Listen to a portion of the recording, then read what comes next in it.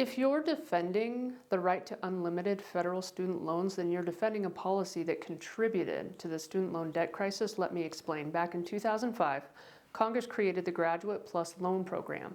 Before this, graduate students could borrow a maximum of $18,500 per year in federal loans. Graduate PLUS eliminated the ceiling entirely, and then suddenly graduate students could borrow up to the full cost of attendance with no annual or aggregate limits.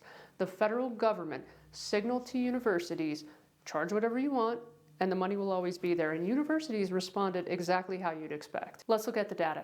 The average debt among master's degree holders increased 179% between 2000 and 2025. Even after adjusting for inflation, that's still a 61% increase.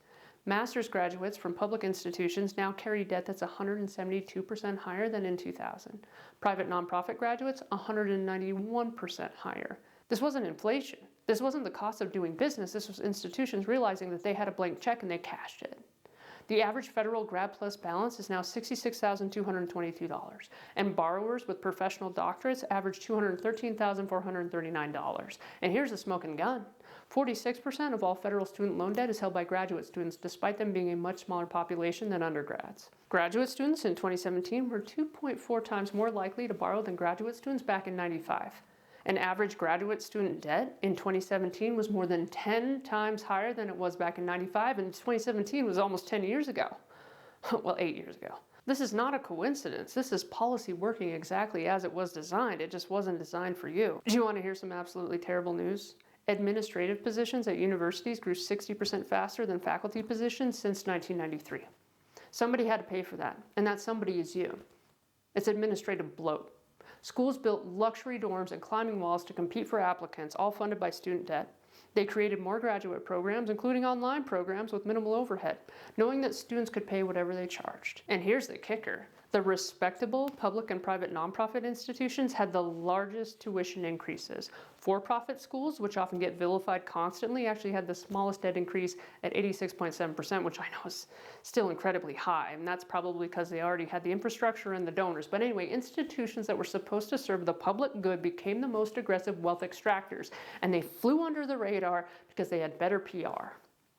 Universities systematically extracted wealth from an entire generation while hiding behind the prestige of education. So why do students keep borrowing? Well, because they were told that this is the path to respect and financial security, and the government kept lending because there were no limits. It's wealth transfer from individuals to institutions facilitated by government-backed debt.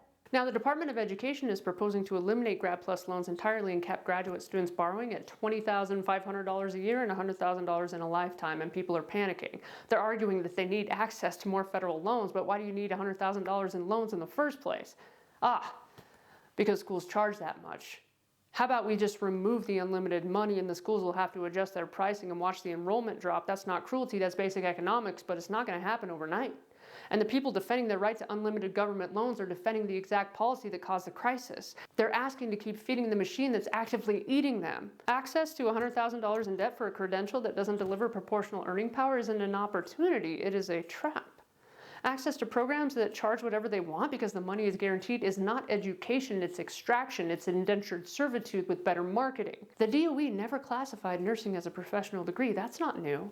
What's new is that the unlimited borrowing might actually end, and with it, the artificial demand that lets schools charge whatever they wanted. That's not a crisis. This might be the first step in correction. The government is not going to save you, and the schools aren't going to lower prices out of the goodness of their heart. I recognize that. But the professional organizations aren't going to suddenly deliver the respect they've been promising you for decades. The only leverage you have is with your dollars and your choices, so I'm just urging you to use those wisely.